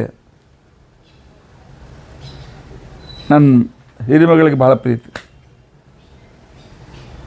ಅದಕ್ಕೋಸ್ಕರ ಅವರಿಗೆ ದೇವರನ್ನು ಕರೆಯುವಾಗ ಪವಮಾನ ಸೋಮ ಅಂತೇಳಿ ಕರೀತಾರೆ. ಅಂದರೆ ವಾಯುದೇವರಪ್ಪ ಬಾರಪ್ಪ, ಮಕ್ಕಳ ಹೆಸರು ಹೇಳೋದು ತಂದೆ ತಾಯಿ ಬೇಗನೆ ಬರ್ತಾರೆ. ಪವಮಾನ ಸೋಮ ಬಾಪ ಅಂದರೆ ವಾಯುದೇವರ ಅಂತರ್ಗತನಾಗಿರುವ ಪರಮಾತ್ಮ ಬೇಗ ಬಾ ಅಂತನ್ನುವುದಕ್ಕೋಸ್ಕರವೂ ಕೂಡ ಪ್ರಭೂತ ಈ ಶಬ್ದವನ್ನು ಉಪಯೋಗಿಸಲಿಕ್ಕೆ ಬರ್ತದೆ. ಈಗಾಗಲೇ ಸಮಯ ಬಹಳ ಆಯ್ತಲ್ಲ, ನಾವು ದಿನಕ್ಕೆ 2 ಗ್ರಂಥಗಳ ವಿವರಣೆ ಮಾಡ್ತಾ ಇದ್ದೇವೆ. ಈಗ ಮಹಾಭಾರತ ತಾತ್ಪರ್ಯಕ್ಕೆ ಹೋಗೋಣ. ನಾಥಂ ಭಕ್ತಪ್ರಿಯಂ ಸಕಲಲೋಕ ನಮಸ್ಕೃತಂಚ ತ್ರೈಗುಣ್ಯ ವರ್ಜಿತಮಜಂ ವ್ಯೋಮಾದ್ಯಮೇಶಂ ವಂದೇ ಭವಕ್ನಂ ಅಮರಾಪ್ ಸುರಸಿದ್ಧ ವಂದ್ಯಂ. ನಿನ್ನಿನವರೆಗೂ ನಾವು ವೇದಗಳು, ವೇದ ಮಂತ್ರಗಳು ಭಗವಂತ ವಿಷ್ಣುವಿನ ಸರ್ವೋತ್ತಮತ್ವವನ್ನೇ ಹೇಳುತ್ತವೆ ಅಂತ ಅನ್ನೋದನ್ನು ನಾವು ತಿಳಿದುಕೊಳ್ಳೋದಕ್ಕೋಸ್ಕರ ಅಸ್ಯ ದೇವಸ್ಯ ಮೇಳುಷೋ ಸ್ತುತಿಸ್ವದಂ ಗರ್ತಸದಂ ಯುವಾನಂ ಯಂ ಕಾಮಯೇತಂತಮುಗ್ರಂ ಅಂತನ್ನೋ ಋಗ್ವೇದ ಮಂತ್ರಗಳನ್ನು ಏಕೋ ನಾರಾಯಣ ಆಸೀತ್ ನ ಬ್ರಹ್ಮ ನ ಚ ಶಂಕರ ಅಂತಕ್ಕಂಥ ವಿಚಾರವನ್ನು ಯಾವುದನ್ನು ಆಚಾರ್ಯರು ವಿಷ್ಣುತತ್ವ ನಿರ್ಣಯದಲ್ಲಿ ಉಲ್ಲೇಖ ಮಾಡಿದ್ದಾರೆ ಅಂಥ ಉಪನಿಷತ್ ವಾಕ್ಯವು ಕೂಡ ಪರಮಾತ್ಮನ ಸರ್ವೋತ್ತಮತ್ವವನ್ನೇ ಹೇಳುತ್ತದೆ. ಆನಂತರ ಅಥರ್ವಣೋಪನಿಷತ್ತಿನ ವಾಕ್ಯ ಯದಾ ಪಶ್ಯತೆ ರುಕ್ಮವರ್ಣಂ, ಈ ಮಂತ್ರದ ಅರ್ಥವನ್ನು ಕೂಡ ನಿನ್ನೆ ನಾವು ತಿಳಿದುಕೊಂಡಿದ್ದೇವೆ. ಯೋ ವೇದ, ಈಗ ಇವತ್ತಿನ ದಿವಸ ನಾವು 65ನೇ ಶ್ಲೋಕದಿಂದ ಮುಂದಿನ ಶ್ಲೋಕಗಳ ವಿವರಣೆಯನ್ನು ತಿಳಿದುಕೊಳ್ಳೋಣ. ಯೋ ವೇದ ನಿಹಿತಂ ಗುಹಾಯಾಂ ಪರಮೇ ವ್ಯೋಮನ್ ಶೋ ಅಶ್ನುತೆ ಸರ್ವಾನ್ ಕಾಮಾನ್ ಸಹ ಬ್ರಹ್ಮಣ ವಿಪಶ್ಚಿತ. ಯಾವ ಜಿಜ್ಞಾಸು ಅಥವಾ ಯಾವ ದೇವರ ಭಕ್ತನು ಗುಹಾಯಾಂ ನಿಹಿತಂ, ಹೃದಯ ಗುಹೆಯಲ್ಲಿಯೂ ವ್ಯಾಪ್ತನಾದ, ಪರಮೇ ವ್ಯೋಮನ್, ಅವ್ಯಾಕೃತ ಆಕಾಶವನ್ನು ಮೀರಿ ಯಾವನು ಇದ್ದಾನೆ, ಅಂದರೆ ಅವ್ಯಾಕೃತ ಆಕಾಶವನ್ನು ಮೀರಿಯೂ ವ್ಯಾಪ್ತನಾಗಿ ನನ್ನ ಹೃದಯ ಗುಹೆಯಲ್ಲಿಯೂ ಕೂಡ ವ್ಯಾಪ್ತನಾದ ಯಾವ ಭಗವಂತ ಇದ್ದಾನೆ, ಅವನನ್ನು ಯಾರು ತಿಳಿದುಕೊಳ್ತಾರೆ. ಸಹ ಅಶ್ನುತೆ ಸರ್ವಾನ್ ಕಾಮಾನ್ ಬ್ರಹ್ಮಣಾಸ, ಮುಕ್ತಿಯಲ್ಲಿ ಬ್ರಹ್ಮದೇವರ ಜತೆಯಲ್ಲಿ ಎಲ್ಲ ರೀತಿಯಾದ ಇಚ್ಛೆಗಳನ್ನು ಪೂರ್ಣ ಮಾಡ್ಕೊಳ್ತಾನೆ. ಅಲ್ಲಿ ಯಾವ್ದು ಬೇಡದು ಇಮಿಡಿಯೇಟ್ಲಿ ಸಿಗ್ತದೆ. ಮೋಕ್ಷಕ್ಕೆ ಹೋದಾಕ್ಷಣಕ್ಕೇನೆ ನನ್ನ ರೋಲ್ಸ್ ರಾಯ್ಸ್ ಕಾರ್ ಬಂತಂದ್ರೆ ಬಂದು ನಿಂದಿರ್ತದೆ. ಅದಕ್ಕೆ ನನ್ನ ಬಂಗಾರದ ರಥ ಬೇಕು ಅಂತ ಬಂದು ನಿಂದಿರ್ತದೆ. ಒಂದು ಕ್ಷಣದಲ್ಲೇ ತಯಾರು ಎದುರಿಗೆ. ನನ್ನ ಮನೆ 5 ಸ್ಟಾರ್ ಹಂಗೆ ಆಗಲಿ ಅಂತಂದ್ರೆ ಆಗಿಬಿಡ್ತದೆ. ಅದಕ್ಕೇನು ಚಲೋ ಆಗ್ತದೆ.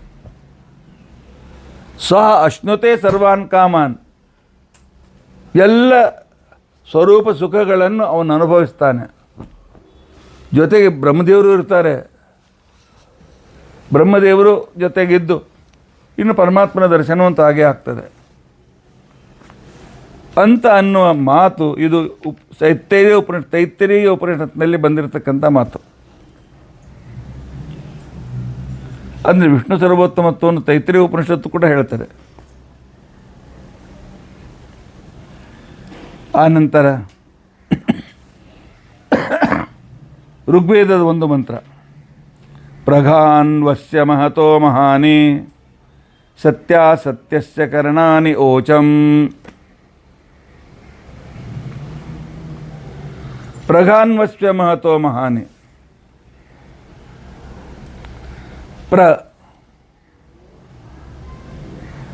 ಅಸ್ಯ ಮಹತಃ ಮಹಾನಿ, ಈ ಪರಮಾತ್ಮನ ಮಹಿಮೆಗಳು ಅಂತೇನಿವೆ, ಜಗತ್ಸೃಷ್ಟತ್ವ ಜಗತ್ಪಾಲಕತ್ವ ಇತ್ಯಾದಿಗಳು ಅಂತೇನಿವೆ, ಇವು ಪಾರಮಾರ್ಥಿಕ ಸತ್ಯವಾಗಿವೆ. ಪಾರಮಾರ್ಥಿಕ ಸತ್ಯವಾಗಿರ್ತಕ್ಕಂತಹ ಸರ್ವೋತ್ತಮನಾದ ಶ್ರೀಹರಿಯು ಪಾರಮಾರ್ಥಿಕವಾದ ಸತ್ಯ ಜಗತ್ತಿನ ಸೃಷ್ಟತ್ವವನ್ನು ಪಾಲಕತ್ವವನ್ನು ಇತ್ಯಾದಿಗಳನ್ನು ಮಾಡಿ ಸರ್ವೋತ್ತಮನಾಗಿದ್ದಾನೆ.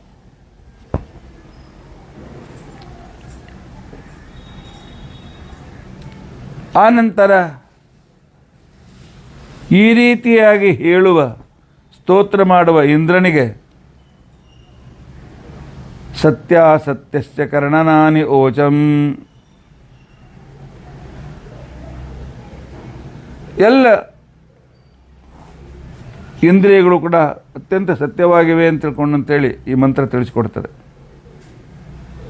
ಸತ್ಯಮೇನಂ ಅನು ವಿಶ್ವೇ ಮದಂತಿ, ಈ ಎಲ್ಲ ಪರಮಾತ್ಮನ ಮಹಿಮೆಗಳು ಸತ್ಯವಾಗಿವೆ ಅಂತ ತಿಳ್ಕೊಂಡಂಥೇಳಿ ಯಾರು ತಿಳಿದುಕೊಳ್ತಾರೆ. ರಾತಿಂ ದೇವಸ್ಯ ಗೃಣತೋ ಮಘೋನಃ,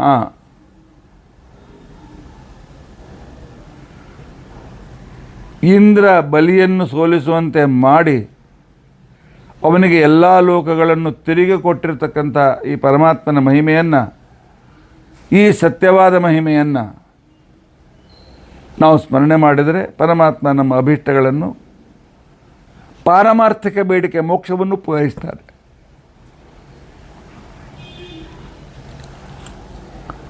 ಈ ರೀತಿಯಾಗಿರ್ತಕ್ಕಂಥ ಮಂತ್ರ. ಇವಾಗ ಋಗ್ವೇದದ ಮೊದಲೇದ್ದು ಪ್ರಘಾನ್ವಸ್ಯ ಮಹತೋ ಮಹಾನಿ.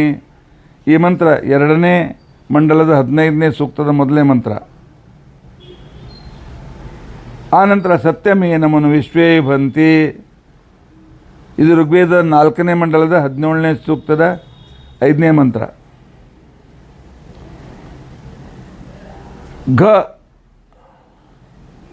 ಘ ಏವ ಅಂತಿಕೊಂಡಂತಂದ್ರೆ ಸತ್ಯವೇ ಆಗಿವೆ. ಎಲ್ಲ ಕಾಲದಲ್ಲಿದೆ ಅಂತಿಕೊಂಡೋಸ್ಕರ ಘಾ ಅಂತರ್ಥ. ಪ್ರಘ ನಿಶ್ಚಿತವಾಗಿಯೂ ಸತ್ಯವಾಗಿರ್ತಕ್ಕಂಥವುಗಳು. ಅಸ್ಯ ಮಹತೋ ಮಹಾನೆ ಸೃಷ್ಟಿಕರ್ತೃತ್ವಾದಿ ಅನಂತ ಗುಣಗಳು ಇವು ಪರಮಾತ್ಮನಲ್ಲಿ ಪಾರಮಾರ್ಥಿಕ ಸತ್ಯವಾಗಿವೆ. ಆನಂತರ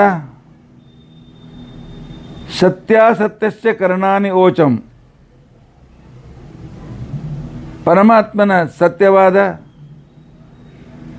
ಮೂರ್ತಾಮೂರ್ತವಾದ ಎಲ್ಲ ಮಹಿಮೆಗಳು ಕೂಡ ಈ ವೇದಗಳಲ್ಲಿ ಹೇಳಲ್ಪಟ್ಟಿವೆ.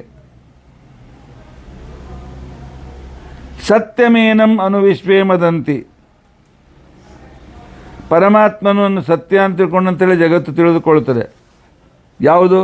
ವಾಮನನಾಗಿ ಅವನಿಂದ 3 ಪಾದ ಭೂಮಿ ಬೇಡಿ ಮಗುವನ ಬೇಡಿ ಸಂಪೂರ್ಣ ಜಗತ್ತನ್ನು ವಶ ಮಾಡಿಕೊಂಡು ಬಲಿಚಕ್ರವರ್ತಿ ತನ್ನ ವಶ ಮಾಡಿಕೊಂಡ ದೇವಲೋಕವನ್ನು ಇಂದ್ರಲೋಕವನ್ನು ಕೂಡ ಪರಮಾತ್ಮನಿಗೆ ತಿರುಗಿ ವಾಪಸಿಕೊಟ್ಟಿದ್ದಾನೆ.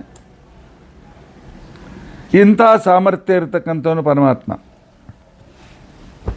ಯಾಕೆ ಕೆಲವರು ಏನು ಹೇಳ್ತಾರೆ ಅಂತಕೊಂಡಂತಂದರೆ ದೇವರು ನಿರ್ಗುಣ, ಅದು ರಾಮಕೃಷ್ಣಾದಿ ರೂಪಗಳೆಲ್ಲ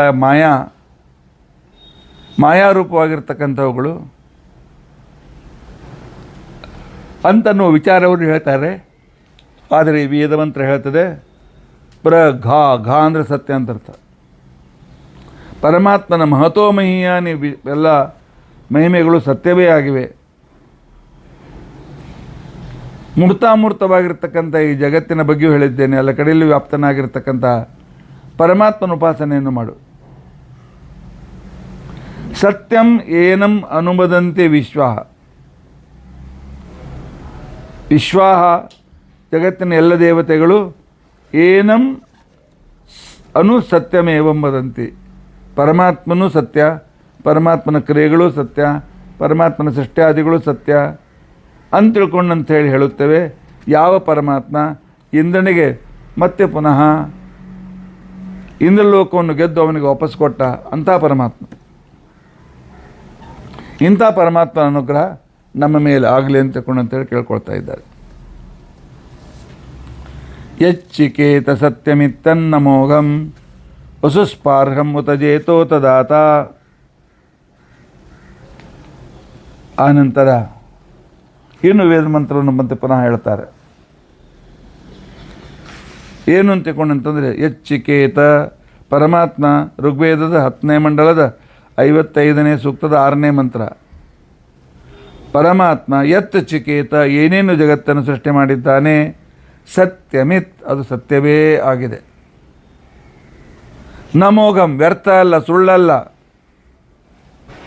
ವಸುಸ್ಫಾರಂ ಹೆಚ್ಚಿಗೆ ಭಕ್ತರಿಗೆ ಸಂಪತ್ತಿಯನ್ನು ಕೊಡ್ತಕ್ಕಂಥದ್ದು. ಉತ ಜೇತೋತದಾತ ಅಷ್ಟೇ ಅಲ್ಲ, ತಾನು ಇಂದ್ರನಿಗೆ ಎಲ್ಲ 3 ಲೋಕಗಳನ್ನು ಒಪ್ಪಿಸಿಬಿಟ್ಟಿದ್ದಾನೆ, ಗೆದ್ದು ಒಪ್ಪಿಸಿಟ್ಟಿದ್ದಾನೆ.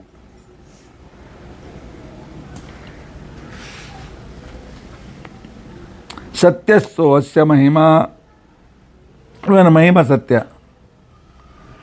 ಗೃಹೇಶು ಯಜ್ಞೇಶು ವಿಪ್ರರಾಜ್ಯೆ, ಯಜ್ಞ ನಡೆಯತಕ್ಕಂಥ ಸಂದರ್ಭದಲ್ಲಿ ವಿಪ್ರಪ್ರಧಾನವಾದ ಯಜ್ಞಗಳಲ್ಲಿ ಅವನೇ ಸರ್ವಸ್ವನಾಗಿದ್ದರಿಂದ ಅವನ ಮಹಿಮೆಯನ್ನು ನಾವು ಗಾನ ಮಾಡ್ತೇವೆ. ಪರಮಾತ್ಮನ ಮಹಿಮೆ ಸತ್ಯವಾಗಿದೆ, ಪರಮಾತ್ಮನ ಕ್ರಿಯೆಗಳು ಸತ್ಯವಾಗಿವೆ, ಪರಮಾತ್ಮನ ಅವತಾರಗಳು ಸತ್ಯವಾಗಿವೆ, ಪರಿಪೂರ್ಣವಾಗಿವೆ. ಇಲ್ಲಿವರೆಗೆ ಏನು ಹೇಳ್ದಂತಾಯಿತು? ಮೊದಲನೇದ್ದು ವಿಷ್ಣು ಸರ್ವೋತ್ತಮ ಅಂತ ಹೇಳಿದಾಗಾಯಿತು, ಎರಡನೇದ್ದು ಜಗತ್ ಸತ್ಯ ಅಂತ ಹೇಳಿದಾಗಾಯಿತು. ಉಳಿದದ್ದು ಆಮೇಲೆ ನೋಡೋಣ. ನಾಳಿನ ದಿವಸ ಈಗಾಗಲೇ ವೇಳೆಯಾಗಿದೆ. ಉಳಿದ ವಿಚಾರಗಳನ್ನು ನಾಳೆ ನಾವು ತಿಳಿದುಕೊಳ್ಳಿಕ್ಕೆ ಪ್ರಯತ್ನಿಸೋಣ. ಇತಿ ಅದ್ಯ ಪ್ರಸಕ್ತಿ ಗತಾ ಪ್ರಸಕ್ತಿ. ನಾನು ಸಮಯ ಆಗಿದ್ದೇನೆ, ಸಮಯ ಆಗಿಲ್ಲ, ಅದಕ್ಕೆ ಮುಂದೆ ಹೇಳ್ತೇನೆ. ಶ್ರೀಮನ್ ಮಧ್ವಮತೆ ಹರಿಪರತರಃ ಪರಮಾತ್ಮ ಸರ್ವೋತ್ತಮ, ಜಗತ್ತು ಸತ್ಯ. ಈ ಎರಡು ವಿಚಾರಗಳನ್ನು ಇಲ್ಲಿವರೆಗೂ ವೇದ ಮಂತ್ರಗಳಿಂದ ಗೊತ್ತಾಯಿತು. ಇನ್ನು ಭಿನ್ನಾ ಜೀವಗಣ, ಪರಮಾತ್ಮನಿಂದ ಎಲ್ಲ ಜೀವರು ಭಿನ್ನರಾಗಿದ್ದಾರೆ. 5 ತರಹದ ಭೇದ, ಇದು ಕೂಡ ಸತ್ಯ. 5 ಥರದ ಭೇದ ಯಾವುದು? ಜೀವ ಭೇದ, ಜಡ ಭೇದ, ಜೀವ ಜಡ ಭೇದ, ಜೀವ ಪರಮಾತ್ಮ ಭೇದ, ಜಡ ಪರಮಾತ್ಮ ಭೇದ. ಈ ಪಂಚಭೇದಗಳು ಅಂತೇನಿವೆ, ಇವು ಸತ್ಯವೇ ಆಗಿವೆ. ಸತ್ಯ ವಿಷ್ಣೋರ್ಗುಣಾ, ಪರಮಾತ್ಮನ ಗುಣಗಳು ಸತ್ಯವಾಗಿವೆ. ಆನಂತರ ಸತ್ಯ ಜೀವೇಶಯೋರ್ಭಿದ, ಜೀವ ಪರಮಾತ್ಮರಲ್ಲಿರ್ತಕ್ಕಂಥ ಉಪಲಕ್ಷಣತೆಯ ಪಂಚಭೇದ ಇದು ಸತ್ಯವಾಗಿದೆ. ಸತ್ಯೋ ಮಿಥೋ ಜೀವಭೇದ, ಜೀವ ಈಶ ಭೇದ ಸತ್ಯ ಇದ್ದಂತೆ ಜೀವರಲ್ಲಿಯೂ ಮಧ್ಯದಲ್ಲಿಯೂ ಕೂಡ ಭೇದ ಇದೆ. ಸತ್ಯಂತ ಜಗದೀದೃಶಂ, ಈ ಜಗತ್ತು ಕೂಡ ಸತ್ಯವಾಗಿದೆ, ಅಂದರೆ ಪರಮಾತ್ಮನಿಂದ ಭಿನ್ನವಾಗಿ ಸತ್ಯವಾಗಿದೆ. ಅಂತ ಮೂರನ್ನು ಹೇಳಿ ಇದರಲ್ಲಿ 5 ಅರ್ಥ ಇಟ್ಟುಕೊಳ್ಳಿ ಅಂತ ಹೇಳಿದ್ದಾರೆ. ಹಾಗಾದರೆ ಭೇದ ಸತ್ಯ ಅಂತಿಕೊಂಡಂತಂದರೆ ರಾಮಕೃಷ್ಣ ಎಲ್ಲರೂ ಭಿನ್ನರಲ್ಲ, ಇಲ್ಲ. ಪರಮಾತ್ಮನಿಗೂ ಅವನಿಗೂ ಅವನ ಗುಣಗಳಿಗೂ ಅವನ ಅವತಾರಗಳಿಗೂ ಯಾವಾಗಲೂ ಅಭಿನ್ನತೆ ಇದೆ. ಅಸತ್ಯ ಸ್ವಗತೋ ಭೇದೋ, ಪರಮಾತ್ಮನಲ್ಲಿ ಸ್ವಗತ ಭೇದ ಇಲ್ಲ. ಲೋಕಭೇದ ಅಂತ ಯಾರು ಹೇಳ್ತಾರೆ? ಅವರು ಸುಳ್ಳು ಹೇಳ್ತಾರೆ. ವಿಷ್ಣು ನೋ ಅನ್ಯದ್ ಅಸತ್ಯಕಂ, ಸ್ವಗತ ಭೇದ ಪರಮಾತ್ಮನಲ್ಲಿ ಇಲ್ಲ. ಅವನಿಗೆ ಭೇದ ಹೇಳುವ ಎಲ್ಲ ಮಾತುಗಳು ಸುಳ್ಳಾಗಿವೆ. ಜಗತ್ ಪ್ರವಾಹ ಸತ್ಯೋಯಂ, ಈ ಜಗತ್ತು ಸತ್ಯವಾಗಿದೆ. ಜಗತ್ತಿನಲ್ಲಿ ಏನು ಪ್ರವಾಹ ನಡೀತಾ ಇದೆ ಜಗತ್ತಿನಲ್ಲಿ, ಆದರೆ ಈ ಜಗತ್ತು ಪಂಚಭೇದಗಳಿಂದ ಯುಕ್ತವಾಗಿದೆ. ಪಂಚಭೇದ ಸಮನ್ವಿತ. ಪಂಚಭೇದ ಅಂದ್ರೇನು ಹೇಳ್ತೀರಾ ಹುಡುಗರೆ? ಪಂಚಭೇದ ಕೊಂಕೊಂತ ಜೀವ ಭೇದ, ಜಡ ಭೇದ, ಜೀವ ಜಡ ಭೇದ, ಜೀವ ಪರಮಾತ್ಮ ಭೇದ, ಜಡ ಪರಮಾತ್ಮ ಭೇದ. ಜೀವ ಭೇದ, ಜೀವ ಜಡ ಭೇದ, ಜಡ ಭೇದ, ಜಡ ಪರಮಾತ್ಮ ಭೇದ और जीव परमात्मा भेद. ठीक है. ಪರಮಾತ್ಮ ಸ್ವಗತ ಭೇದ ವಿವರ್ಜಿತ. ಈ ಜಗತ್ತು ಸತ್ಯ, ಜಗತ್ತಿನಲ್ಲಿ ಪಂಚಭೇದ ಸತ್ಯ ಅಂತನ್ನುವ ವಿಚಾರವನ್ನು ಆಚಾರ್ಯರು ತಿಳಿಸ್ತಾ ಇದ್ದಾರೆ. ಜಗತ್ತಿನ ಶಾಸ್ತ್ರಗಳಲ್ಲಿಯೂ ಕೂಡ ಈ ಮಾತು ಬಂದಿದೆ.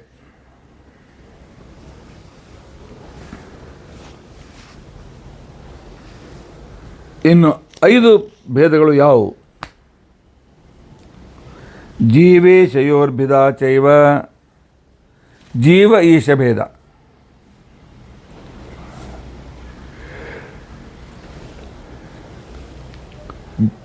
ಜೀವ ಭೇದ ಪರಸ್ಪರಂ, ಜೀವ ಭೇದವು ಕೂಡ ಸತ್ಯ.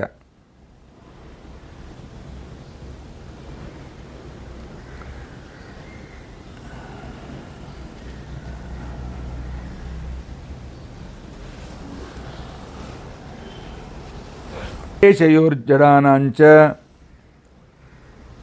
ಜಡ ಈಶ ಭೇದ, ಜಡಗಳಲ್ಲಿ ಭೇದ, ಜೀವ ಜಡ ಭೇದ.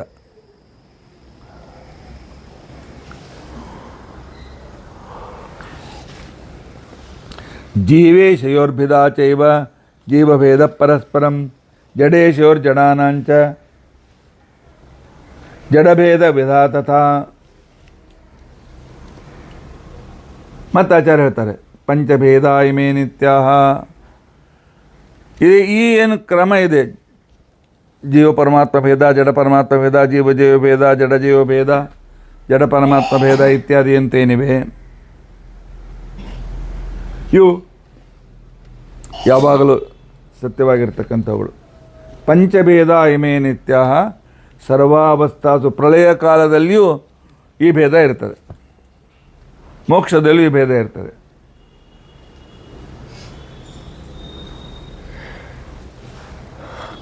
ನಾವಷ್ಟೇ ಅಲ್ಲ, ಮುಕ್ತಾನಾಂಚನ ಹೀಯಂತೆ ತಾರತಮ್ಯಂಚ ಸರ್ವದಾ.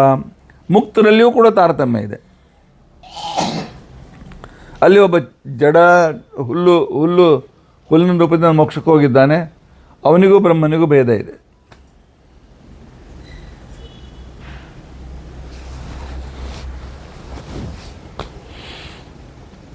ಕ್ಷಿತಿಪ ಮನುಷ್ಯ ಗಂಧರ್ವ ದೇವಾಶ್ಚ ಪಿತರಸ್ತಥಾ.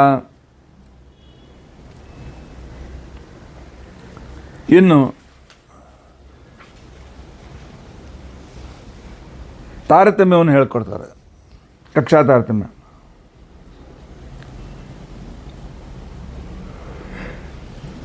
ಗುಣ ಶ್ರೇಷ್ಠರು ಚಕ್ರವರ್ತಿಗಳು ಕ್ಷಿತಿಪಾಹ, ಅವರಿಗಿಂತಲೂ 100 ಗುಣ ಶ್ರೇಷ್ಠರು ಮನುಷ್ಯ ಗಂಧರ್ವರು, ಅವರಿಗಿಂತ 100 ಗುಣಗಳಿಂದ ಶ್ರೇಷ್ಠರು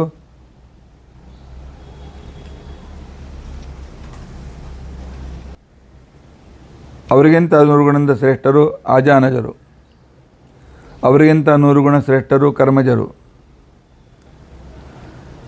ಅವರಿಗಿಂತಲೂ ಶ್ರೇಷ್ಠ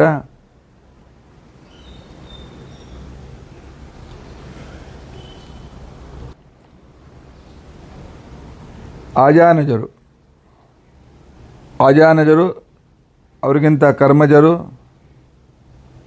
ಅವರಿಗಿಂತ ಇಂದ್ರನಿಗಿಂತಲೂ ರುದ್ರದೇವರು, ರುದ್ರದೇವರಿಗಿಂತಲೂ ಸರಸ್ವತಿ ಅಂದರೆ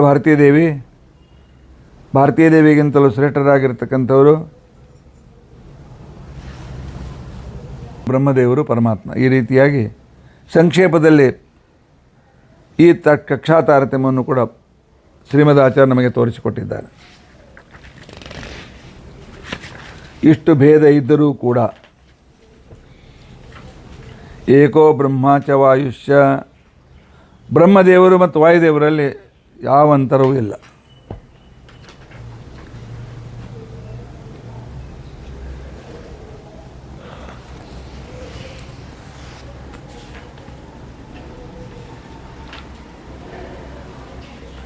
ಆನಂತರ ಗರುಡ ಶೇಷ ರುದ್ರರು ಸಮಾನರು.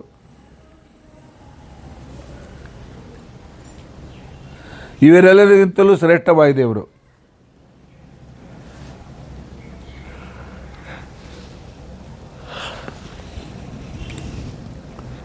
ಇನ್ನು ಮುಕ್ತರಲ್ಲಿಯೂ ಕೂಡ 3 ರೀತಿಯಾಗಿರ್ತಕ್ಕಂಥ ಭೇದ.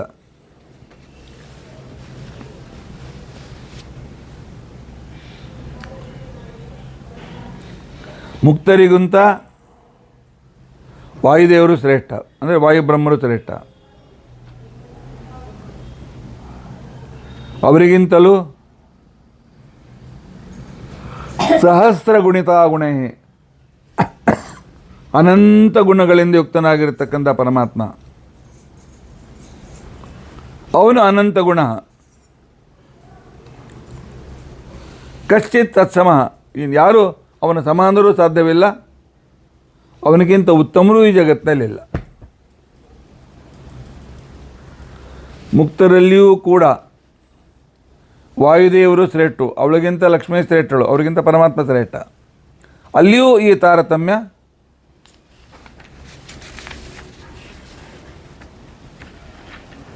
ಇದ್ದೇ ಇದೆ.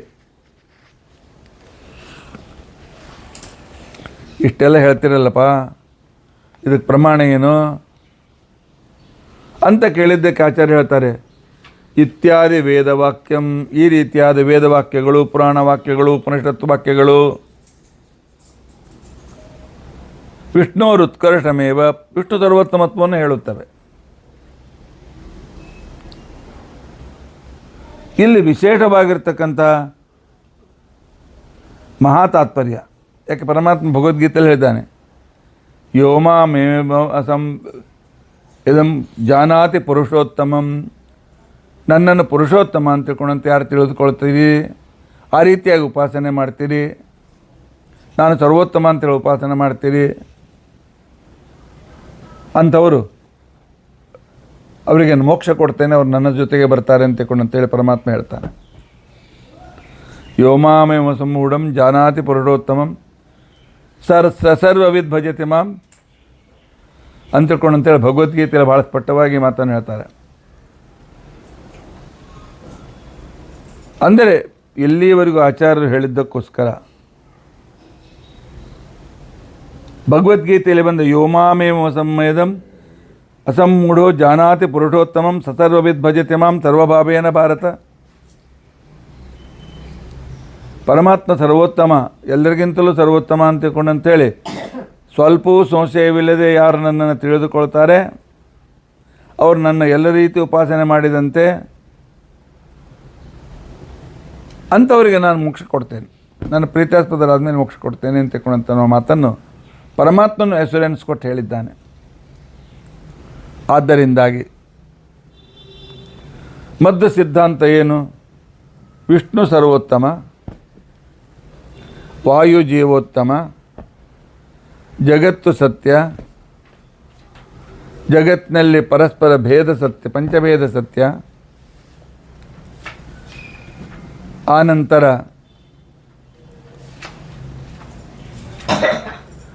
ತಾರತಮ್ಯ ಸತ್ಯ, ಮುಕ್ತಿ ಅಂತ ತಿಳ್ಕೊಂಡಂತನ್ನೋದು ಸತ್ಯ, ಅಮಲ ಭಕ್ತಿ ಅಂತ ಅನ್ನೋದು ಕೂಡ ಸತ್ಯ, ಆದ್ದರಿಂದ ಪರಮಾತ್ಮನ ಅನುಗ್ರಹವಾಗ್ತದೆ ಅಂತ ಅನ್ನೋದು ಸತ್ಯ.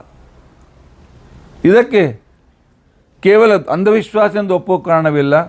ನೋಡಿ, ಅಂಧವಿಶ್ವಾಸ ಬೇಡ ಅಂತ ತಿಳ್ಕೊಂಡಂತ ಹೇಳಿ ಶಾಸ್ತ್ರ. ಅಂಧವಿಶ್ವಾಸ ಮಾಡಬೇಡಿ, ಇದನ್ನು ಚೆನ್ನಾಗಿ ಅರ್ಥ ಮಾಡಿಕೊಳ್ಳಿ. ಅದಕ್ಕೋಸ್ಕರ ಪ್ರತ್ಯಕ್ಷ ಅನುಮಾನ ಆಗುವ 3 ಪ್ರಮಾಣಗಳಿವೆ. ಆ ಪ್ರಮಾಣಗಳಿಂದ ಇದನ್ನು ನಿಶ್ಚಯ ಮಾಡಿ ಅಂತ ತಿಳ್ಕೊಂಡಂತೇಳಿ ವಾಯುದೇವರು ಅಂದರೆ ಶ್ರೀಮದಾಚಾರ್ಯ ನಮಗೆ ಹೇಳ್ತಾ ಇದ್ದಾರೆ.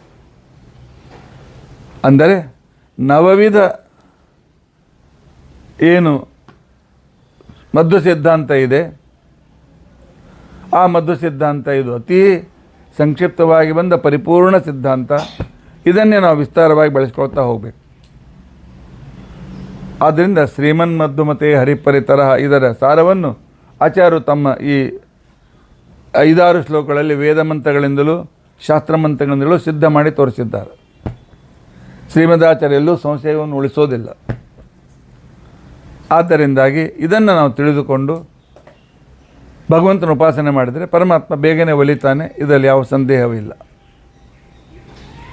ಆದ್ದರಿಂದಾಗಿ ಈ ಪ್ರಮೇಯವನ್ನು ಎಲ್ಲರೂ ತಪ್ಪದೇ ತಿಳಿದುಕೊಳ್ಳಬೇಕು. ಇನ್ನೊಮ್ಮೆ ಹೇಳ್ತೇನೆ, ಶ್ರೀಮನ್ಮಧ್ವಮತೆ ಹರಿಪರಿತರ ವಿಷ್ಣು ಸರ್ವೋತ್ತಮ, ಸತ್ಯಂ ಜಗತ್, ಜಗತ್ತು ಸತ್ಯವಾಗಿದೆ, ತತ್ವತೋ ಭೇದ, ಎಲ್ಲರಲ್ಲಿಯೂ ಕೂಡ ಪಾರಮಾರ್ಥಿಕವಾಗಿ ಭಿನ್ನತೆ ಇದೆ, ನೀಚೋಚ್ಚ ಭಾವಂ ಗತಃ, ಶ್ರೀಮದ್ವದೇ ಪರಿತರ ಸತ್ಯಂ ಜಗತ್ ತತ್ವತೋ ಭಿನ್ನಾ ಜೀವಗಣ, ಎಲ್ಲ ಜೀವರು ಪರಸ್ಪರ ಭಿನ್ನರು, ಅಂದರೆ ಪಂಚಭೇದ ನಿತ್ಯ, ಹರೇರನುಚರಾಹ, ಎಲ್ಲರೂ ಪರಮಾತ್ಮನ ಸೇವಕರು, ನೀಚೋಚ್ಚ ಭಾವಂ ಗತಃ, ಇವರಲ್ಲಿಯೂ ಕೂಡ ತಾರತಮ್ಯ ಇದೆ.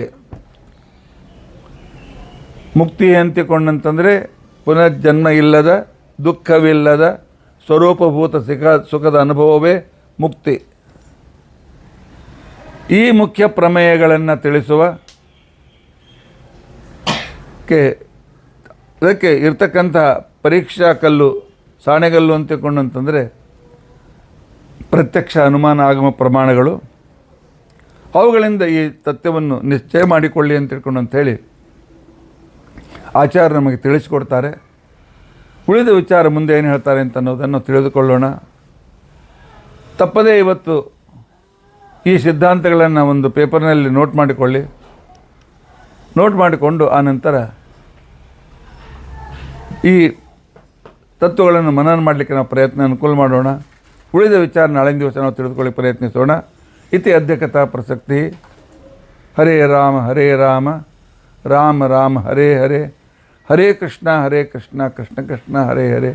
ಅಕ್ಷಯಂ ಕರ್ಮ ಯಸ್ಮಿನ್ ಪರೇ ಸ್ವರ್ಪಿತಂ ಪ್ರಕ್ಷಯಂ ಯಾಂತಿ ದುಃಖಾನಿ ಅನ್ನಾಮತಃ.